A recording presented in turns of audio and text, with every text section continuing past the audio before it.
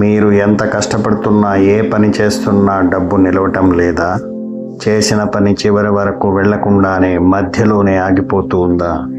ఉద్యోగంలో సమస్యలు, ఇంట్లో గందరగోళం, ఆర్థిక ఇబ్బందులు, మనసుకు ప్రశాంతత లేకుండా పోతూ ఉందా? వీక్షకులారా, మన జీవితంలో కొన్ని సమయాల్లో ఎంత ప్రయత్నించినా ఫలితం రావడం లేదు అని అనిపిస్తుంది. అలాగే ఏ పని చేసినా అందులో లాభం లేదనిపిస్తుంది.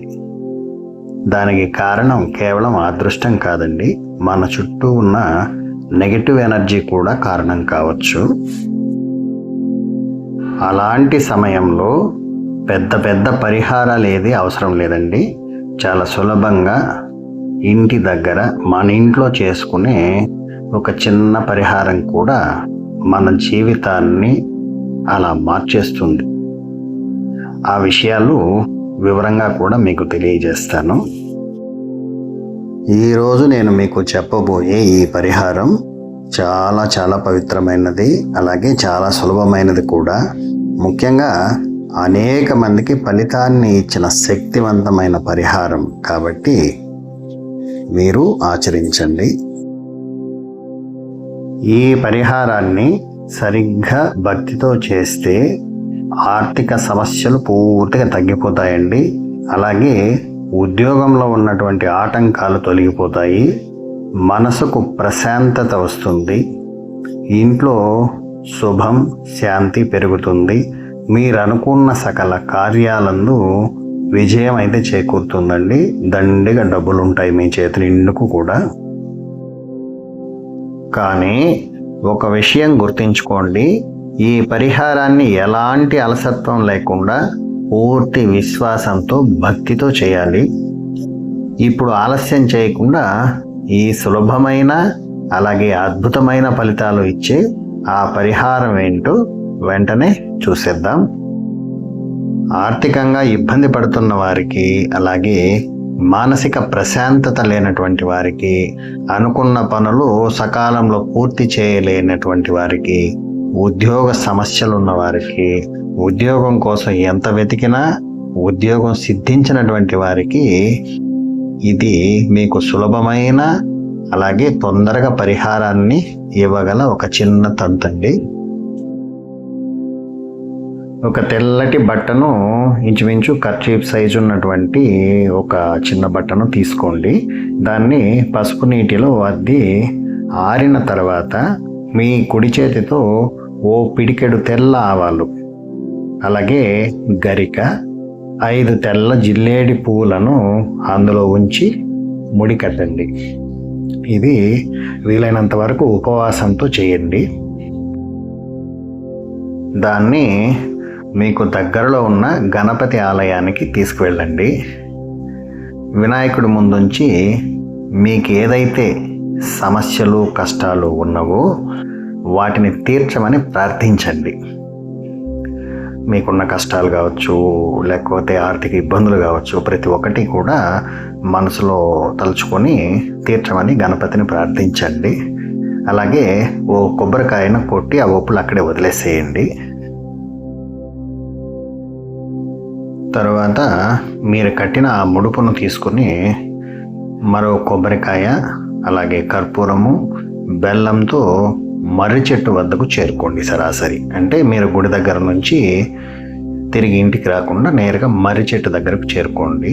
అంటే ముందుగానే చూసి పెట్టుకోండి ఎక్కడ మర్రి చెట్టు ఉంది, మనకు అనుకూలంగా గుడి నుంచి అక్కడికి వెళ్ళడానికి సౌకర్యం ఏంటి అన్నది చూసి పెట్టుకొని ఈ వస్తువులన్నీ కూడా సేకరించి పెట్టుకోండి.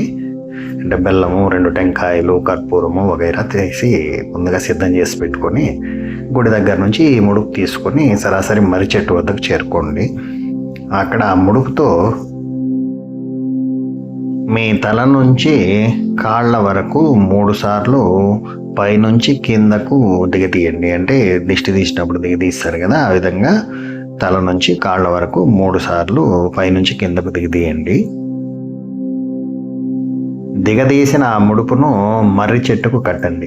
కట్టమన్నారు కదా అని మేకు వగైరా వంటివి మర్రి చెట్టుకు కొట్టి దానికి కట్టకండి. ఆ మర్రి చెట్టుకు ఉన్నటువంటి ఊడకే మీరు ముడిపెట్టి కట్టేసేయచ్చు మీరు తెచ్చుకున్న ఆ ముడుపును. తర్వాత మర్రి ఆకునందు అంటే ఆ చెట్టులో ఉన్నటువంటి ఆకుని ఒకటి సేకరించి ఆ ఆకులో మీరు తెచ్చుకున్న బెల్లాన్ని నైవేద్యంగా ఆ చెట్టు మొదటన పెట్టండి. అలా ఉంచిన తర్వాత కర్పూరం వెలిగించి మీరు తెచ్చుకున్న కొబ్బరికాయని కొట్టి ఆ ఒప్పులను కూడా అక్కడే వదిలిపెట్టేసేయండి.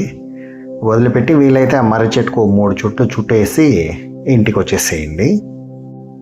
చుట్టడం అంటే ఇక్కడ ప్రదక్షిణ చేయమని క్లాక్ వైజ్ అంటే సవ్యంగా ప్రదక్షిణ చేయండి. కుడివైపుగా తిరుగుతూ 3 ప్రదక్షిణలు చేసి ఇంటికి రండి.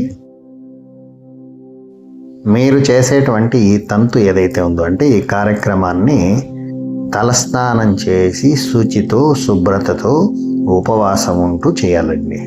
ఖచ్చితంగా ఈ విషయాన్ని గుర్తుపెట్టుకోండి. మలినంతో చేస్తే ఇది వర్కౌట్ అవ్వదు. కాబట్టి ఉపవాసము శుచి శుభ్రత అన్నది మస్ట్ అండ్ షుడ్గా గుర్తుపెట్టుకోండి.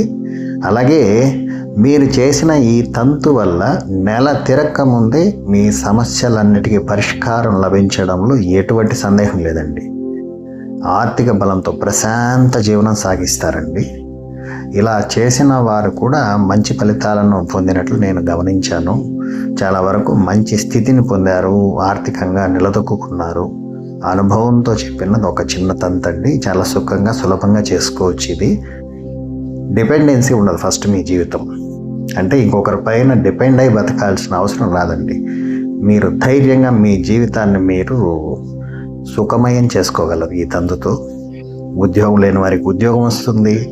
ఆర్థిక బలం లేని వారికి ఆర్థిక వనరులన్నీ మీకు సమకూరే అవకాశాలు ఉంటాయి. అలాగే వ్యవసాయం చేసేవారికి కావచ్చు, ఏ పనిలో ఉన్నా ఏ కార్యాన్ని తలపెట్టినా అది విజయవంతంగా మీకు పూర్తవుతుందండి. చాలా వరకు దుష్టత్వం ఉన్నది కూడా తొలగిపోతుంది. మీ జాతకంలో ఏదైనా చెడు ఫలితాలు ఉన్నా లేదు మీకేదైనా చెడు ఎవరైనా చేశారన్న సందేహం ఉన్నా కానీ వాటన్నిటికీ కూడా ఒక్క దెబ్బతో పరిహారం. ఇది చాలా బలమైన పరిహారం అండి. చిన్న పరిహారమే అని అనుకోకండి. భక్తితో నిష్ఠతో శుచి శుభ్రతతో చేయండి. నెల తిరక్క ముందే ఫలితం ఖచ్చితంగా మీ వడిలో వాళ్తుందండి. ఇందులో ఏ సందేహం లేదు.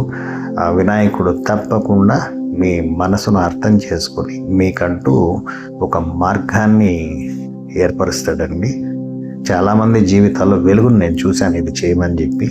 నా సొంత అనుభవంతోనే ఎంతోమందికి చెప్పాను. వారందరూ కూడా సుఖంగా ఉన్నారు. కాబట్టి ధైర్యంగా మీరు కూడా చేయండి, చేస్తారని ఆశిస్తూ ఈ వీడియో చేశాను. ఇందులో మీకు ఏదైనా సందేహాలు ఉన్నా, ఎలా చేయాలి, ఎప్పుడు చేయాలి అన్న సందేహాలు, ఇంకేదైనా సందేహాలు ఉన్నా కానీ కామెంట్ బాక్స్లో అడగండి. ఖచ్చితంగా నేను రిప్లై ఇస్తాను. దీనివల్ల నష్టపోయేది ఏమి ఉండదండి. ఎక్కువ ఖర్చు అయిపోతుంది అన్నట్టుగా ఏముండదు. 2 కొబ్బరికాయలు అంత బెల్లం ముక్క తీసుకుని హ్యాపీగా చేసేసేయచ్చండి. సర్వే జనా సుఖినో భవంతు. లైక్ చేయని వారు తప్పకుండా లైక్ చేయండి, మరొకండి. నమస్తే.